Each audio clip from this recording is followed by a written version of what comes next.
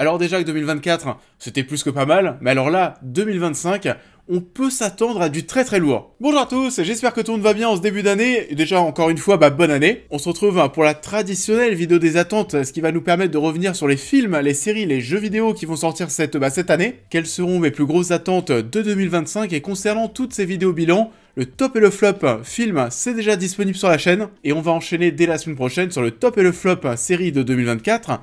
Donc, alors, on va se lancer assez rapidement, on va revenir comme d'habitude sur les films dans un premier temps, puis ensuite les séries et les jeux vidéo. Je vous dirai à chaque fois, à la fin, quel est mon film, ma série et mon jeu vidéo le plus attendu de l'année, et bien entendu, à la fin de la vidéo, quelle est ma plus grosse attente de 2025, tout confondu. Je vous invite, vous aussi en commentaire, à me dire quelles sont vos grosses attentes de l'année, et c'est parti, on débute avec les films. Alors, pour les films, alors comme chaque année, on va revenir sur tout ça mois par mois, en commençant tout naturellement par le mois de janvier 2025. Sont déjà sortis au cinéma le 1er janvier. Un ours dans le Jura, nouvelle réalisation de Franck Dubosc, on a déjà parlé du film, et en soi, c'était plutôt sympathique. On a de même déjà parlé sur la chaîne déjà de L'amour au présent avec Florence Pugh et Andrew Garfield, ça faisait partie de mes belles petites attentes de ce début d'année. La critique est disponible. On a aussi Bird qui est sorti au cinéma cette semaine avec Barry Keoghan tout tatoué de partout. On passe désormais à la semaine prochaine avec La Chambre d'à côté, le nouveau Pedro Almodovar avec Tilda Swinton et Julianne Moore entre autres. On aura aussi Criminal Squad, Pantera, le nouveau film d'action bien con qui est la suite de Criminal Squad de 2018, toujours avec Gerard Butler. Gerard Butler, de toute façon, depuis des années, voilà, t'as l'impression de le voir dans les mêmes films. On a aussi Baby Girl qui arrivera avec Nicole Kidman et Harry Dickinson. Et ça, je pense que ça va être plutôt pas mal. On va suivre Romy, une PDG d'une grande entreprise qui a tout pour être heureuse. Elle est mariée et a 2 filles. Mais un jour, elle rencontre un jeune homme stagiaire dans la société qu'elle dirige à New York. Et bien entendu, vous l'imaginez bien, ça va partir en couille. Autre grosse attente en ce mois de janvier 2025, Better Man, qui est un film sur Robbie Williams, un biopic sur Robbie Williams, où Robbie Williams est présenté ici comme un singe. J'ai déjà vu le film et bien entendu on en parlera, surtout que c'est aussi par le réalisateur de The Greatest Showman, qui est un film que j'adore. Donc voilà, on en parlera. Un projet qui a été reporté, mais qui semble enfin arriver, Vol à haut risque, qui n'est autre que le nouveau film de Mel Gibson avec Mark Wahlberg.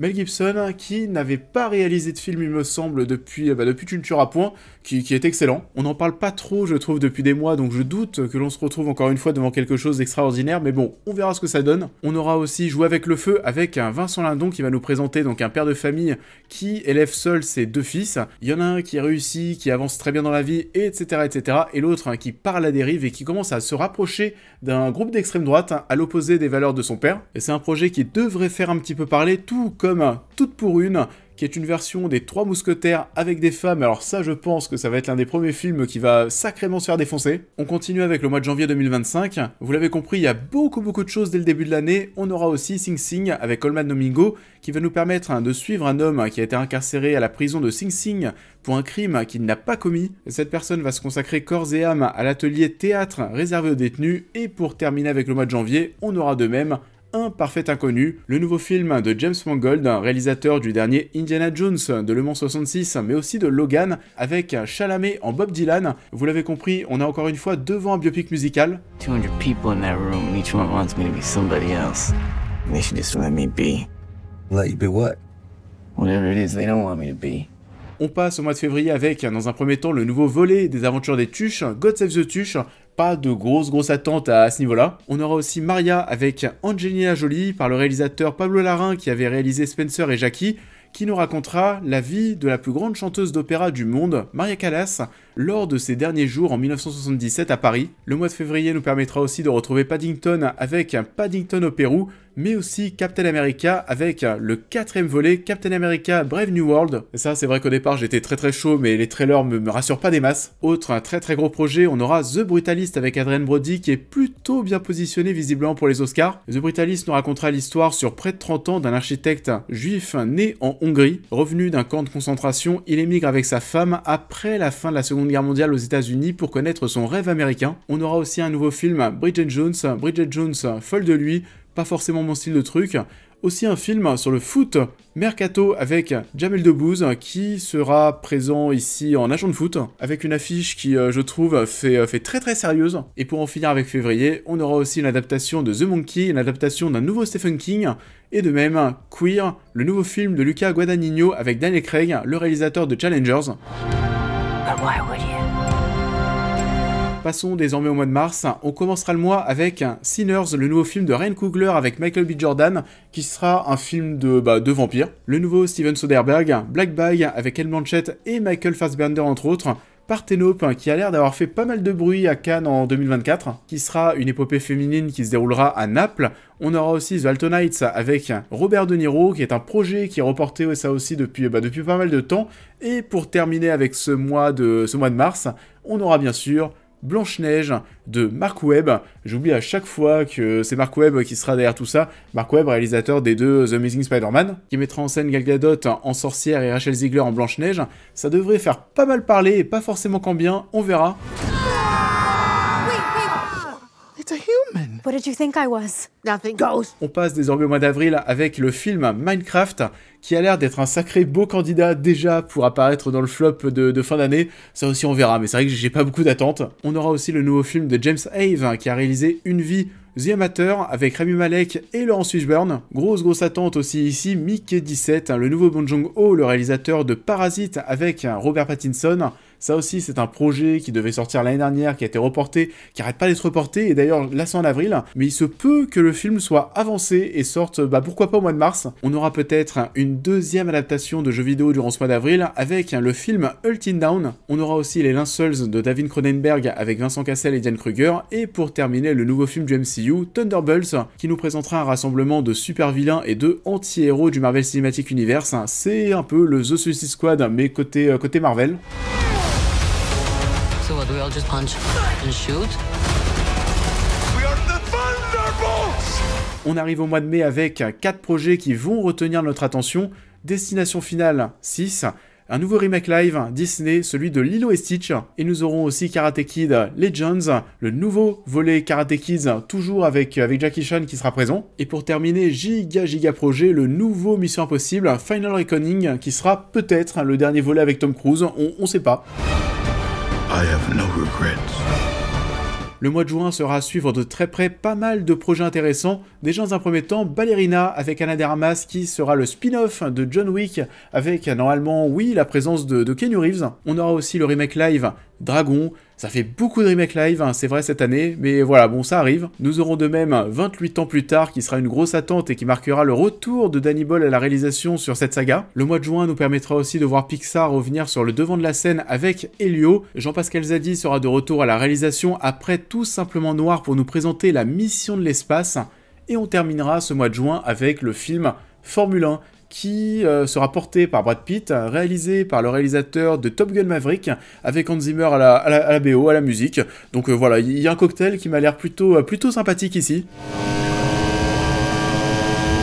Attaquons désormais le mois de juillet, nous aurons Jurassic World Rebirth, nouveau volet que personne ne voulait forcément, mais voilà, encore un Jurassic World, avec Scarlett Johansson, et le film sera réalisé par Gareth Edwards, le réalisateur de Rogue One. Nous aurons un nouveau film, Les Schtroumpfs, qui sera réalisé cette fois-ci par Chris Miller, et 2 gros projets super-héroïques, un côté Marvel, les 4 Fantastiques, et de l'autre côté DC Comics, qui va lancer son nouvel univers avec Superman, le Superman de James Gunn.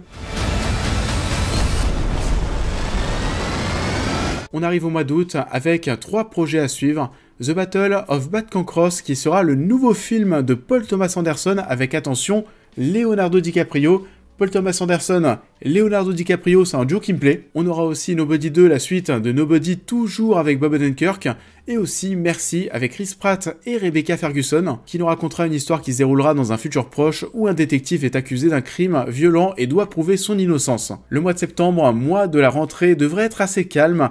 On aura un nouveau volet de Conjuring Last Rites, mais aussi The Bride, réalisé par Maggie Gyllenhaal avec Christian Bale, le couple de The Dark Knight. On passe désormais au mois d'octobre avec Michael d'Antoine Fuqua, un nouveau biopic musical, cette fois-ci sur Michael Jackson. Ça va faire beaucoup de bruit, assurément. On aura aussi un nouveau volet Saw 11, Un nouveau volet, Tron Ares, avec Jared Leto cette fois-ci. Le mois d'octobre nous permettra aussi de voir le nouveau film de Cédric Jiménez avec Gilles Lelouch et Adèle Exarchopoulos. Ça s'appellera Chien 51, c'est par le réalisateur de Bac Nord et de Novembre. On aura de même The Black Phone 2.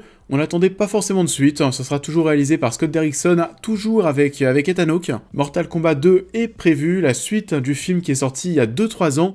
Et on aura de même Kaamelott, deuxième volet, partie 1. Je savais pas, j'avais pas forcément fait attention que le deuxième volet allait être proposé en 2 parties. Voilà, pas de grosse attente, vous le savez, Kaamelott c'est pas ma cam. Mois de novembre, nous aurons Predator Badlands, nouveau film dans l'univers de Predator, Bugonia qui sera le nouveau Lantimos avec Emma Stone, Jesse Plemons et Willem Dafoe. Voilà, Lantimos il se prend plus la tête, il reprend les mêmes acteurs à chaque fois, donc là on est vraiment sur le trio de Kinds of Kindness. Grand retour qui on l'espère sera magique, Insaisissable 3 qui sera réalisé par Ruben Fleischer qui est le réalisateur d'Uncharted et de Venom. Pas très rassurant pour le coup. Nous aurons aussi le nouveau Edgar Wright avec Glenn Powell, The Running Man, ça c'est une belle attente. La suite de Wicked for Good. Et pour terminer avec ce mois de novembre, nous aurons Zootopie 2, bien entendu la suite de Zootopie. Mois de décembre, 2 projets à surveiller, la suite de Five Nights at Freddy's, qui s'appellera Five Nights at Freddy's 2, c'est simple. Et Avatar 3, bien sûr, qui est prévu pour les fêtes de fin d'année 2025, Avatar Fire and Ash. Donc voilà, pour le petit topo de l'année, il y a des projets aussi où il n'y a pas encore de date de sortie, où on ne sait pas trop aussi sur quelle plateforme de streaming ça va sortir. On peut noter qu'on devrait voir arriver, donc alors In the Grey, le nouveau Guy Ritchie sur Prime Video normalement avec Henry Cavill et Jake Gyllenhaal. Un second film d'ailleurs de Guy Ritchie, Fontaine de Jouvence. Le Frankenstein de Guillermo del Toro qui devrait arriver sur Netflix. Ça pour le coup ça fait partie des projets à suivre. Toujours sur Netflix on devrait avoir le 3e volet d'À couteau tiré, toujours avec Daniel Craig en Benoît Blanc. Aussi Avoc avec Tom Hardy, The Electric State, le nouveau film des frères Russo avec Millie Bobby Brown sur Netflix. Ça aussi, pas de date, mais voilà, bon, il y a pas mal de petites choses qui vont se rajouter au fur et à mesure tout au long de l'année, bien sûr. En tout cas, parmi tous les projets qu'on a évoqués, quelle est ma plus grosse attente personnelle de l'année? Alors je sais que ça pourrait être facile de dire Avatar ou alors Superman, mais je pense que ma plus grosse attente de l'année au niveau des films, ça sera le film Formule 1. Et ça, je pense que ça peut être une belle claque en termes de spectacle et d'adrénaline, que ce soit par rapport à la réalisation avec les images du réalisateur de Top Gun Maverick, mais de même un plaisir pour les oreilles avec la composition d'Hans Zimmer. Donc alors oui, le film Formule 1, c'est le film que j'attends le plus cette année. Et ça en est tout du coup au niveau des films, on passe désormais aux séries. Alors pour les séries, on va plutôt fonctionner par plateforme de streaming. On commence avec Netflix, avec pas mal de nouvelles saisons qui vont débuter. Bien entendu, l'événement de l'année, ça sera la fin de Stranger Things, la saison 5. Et ça fait partie de mes très grosses attentes de l'année. On aura aussi la saison 2 de Sandman, la saison 2 de Mercredi, la saison 2 de One Piece, la saison 4 de The Witcher qui sera l'avant-dernière saison, on sait qu'il y en aura 5, et cette fois-ci la grosse nouveauté, c'est que ce ne sera pas avec Henry Cavill. On aura aussi la saison 7 de Black Mirror, une belle attente, et au niveau des séries aussi qui vont se conclure, on aura de même You, saison 5, et Squid Game qui va revenir dès cette année en 2025 pour conclure le show. Et ça vient de même d'être annoncé, proposé par Alain Chabat, une belle attente, Astérix Obélix, le combat des chefs, ça j'attends. Gaulle est occupé, non. Un village peuplé d'irréductibles Gaulois résiste encore. Maman, ça va. On parle de un village, là. On peut dire toutes. Un village, c'est pas tout. On passe ensuite sur la plateforme Max avec un beau calendrier 2025. La saison 3 de The White Lotus, ça arrive le 17 février 2025. On aura des saisons 2 assez attendues, la saison 2 de Peacemaker, mais aussi la saison 2 de The Last of Us, qui adaptera ici la moitié du second jeu. La saison 3 devrait toujours être focalisée sur ce second jeu qui est quand même assez long. On aura de même un hit Welcome to Derry qui sera une série préquelle de ça. Et l'événement Game of Thrones cette année, ce sera l'introduction d'une nouvelle série au catalogue avec A Knight of the Seven Kingdoms. You and I? On passe désormais sur Disney+, avec Gagné ou Perdu qui sera proposé par Pixar dès le 19 février 2025. Au niveau des séries qui sont renouvelées, on aura une nouvelle saison pour Percy Jackson, une nouvelle saison pour The Bear, la 4ème. On en parle depuis pas mal de temps, mais on devrait enfin voir débarquer cet été la série Alien Earth, la série Alien de Disney+. Côté Marvel, on aura pas mal de choses cette année avec la série Spider-Man qui débarque fin janvier et ça a pas l'air foufou. Il y a le trailer qui vient d'être diffusé, qui vient d'être dévoilé et je suis pas totalement emballé. J'espère que je le saurai bien plus pour Daredevil Born Again le 5 mars 2025 qui marquera le retour de Daredevil en série. J'avais adoré ce qui avait été fait du côté de chez Netflix, donc forcément ici j'ai des attentes. La série Ironheart arrivera enfin le 25 juin. En août 2025, nous aurons Eyes of Wakanda, qui sera une petite série de 4 épisodes. 4 épisodes aussi pour Marvel Zombies, qui devrait arriver en octobre. Et pour terminer l'année, on aura aussi Wonder Man fin 2025. Donc voilà, comme je le disais, côté Marvel, même si tout n'a pas l'air si intéressant que ça, il y a quand même pas mal de choses. Côté Star Wars, on aura Star Wars Vision, la saison 3, mais aussi et surtout la saison 2 d'Andor qui débarque le 22 avril 2025. J'avais adoré la première saison, donc forcément cette deuxième saison qui sera la dernière, je l'attends. Apple TV+ va créer l'événement dès ce tout début d'année, parce que dès le 17 janvier, nous aurons Sévrance saison 2, enfin le retour.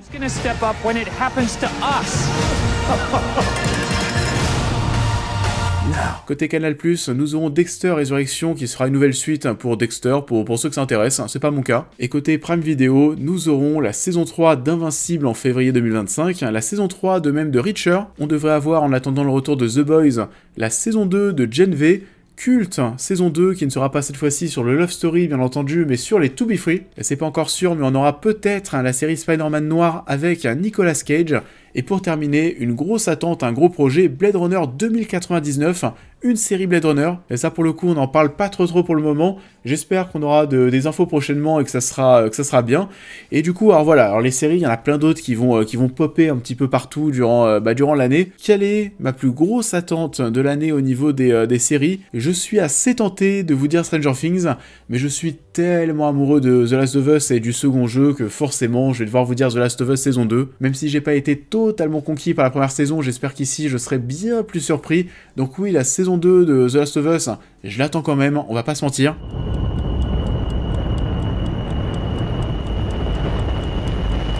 Et la transition est toute faite, parce que la série que j'attends le plus de l'année est une adaptation d'un jeu vidéo. On passe désormais au jeu vidéo de 2025.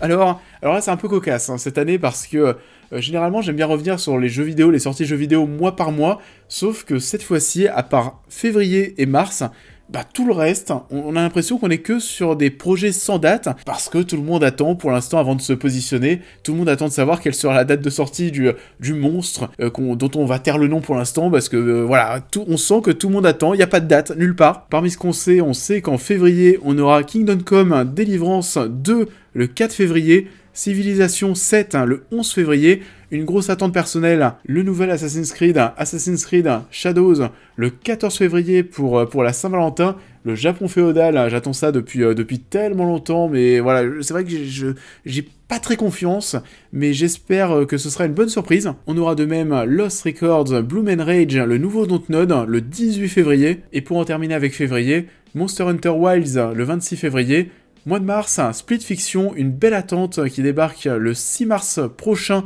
le nouveau jeu de Joseph Fares qui nous avait proposé It Takes Two, qui nous proposera encore une fois une belle aventure en coopération à deux. The First, Berserker Kazan le 27 mars, Judas, le nouveau Ken Levine qui nous a proposé BioShock il y a déjà des années et des années. Et à partir de là, c'est la folie, plein de gros projets sans date, donc normalement déjà, à l'été 2025, on devrait avoir Dying Light, The Beast, et aussi Mafia, The Old Country. Yourself, your life, to this family. Le giga mastodonte GTA 6, normalement c'est prévu à l'automne 2025, ça pour le coup on espère vraiment que ça va pas être reporté, parce que sinon ça va créer des suicides. Et ensuite on sait que c'est en 2025, mais alors là on a même pas de fenêtre de tir. Côté Xbox, on aura Fable. I mean, sure, you get your mega fans. Côté PlayStation, personnellement, je pense qu'il y en a un des deux qui sera décalé à 2026, parce que je vois pas ces deux gigantesques projets débarquer avant la fin de l'année. on aura Ghost of Yotei, la suite de Ghost of Tsushima, et bien entendu aussi Death Stranding 2 On the Beach. But I'm afraid Death Stranding is far from over. Côté Nintendo, on devrait avoir Légende Pokémon ZA, mais aussi Metroid Prime 4 Beyond. Et plein d'autres projets qui sont prévus cette année, mais on sait pas encore quand. Doom The Dark Age, Marvel 1943, Rise of Hydra avec Black Panther et Captain America et un trailer qui nous en avait mis plein les yeux lorsque ça avait été annoncé. Le jeu vidéo Dune Awakening, Borderlands 4 qui devrait débarquer cette année de même, Elden Ring Night Rain en multijoueur, Hollow Knight Silksong et Metal Gear Solid Delta Snake Eater, le remake du 3e opus.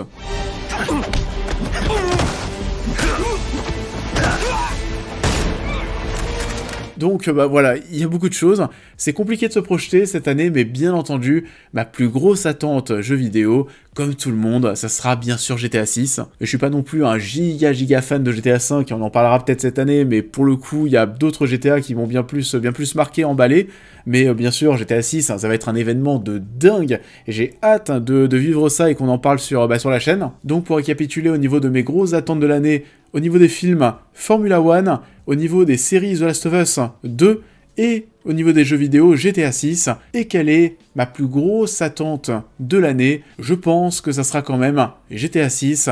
Comme je le disais, ça va être un événement incroyable, et j'ai très hâte qu'on y arrive. Et ça en est tout pour cette vidéo. Je vous invite comme d'habitude à la liker, à la partager, à vous abonner bien sûr, à me suivre sur tous mes réseaux et à me dire bien sûr en commentaire quelles sont vos plus grosses attentes, films, séries et jeux vidéo de l'année. J'en profite encore une fois pour vous souhaiter à tous une excellente année 2025. La santé, la santé, la santé. Et quant à nous, on se retrouve dès la semaine prochaine pour la suite des vidéos bilan avec le top et le flop série 2024 qui vont débarquer. Je vous souhaite à tous un très bon week-end, une belle fin de semaine et je vous dis à très vite.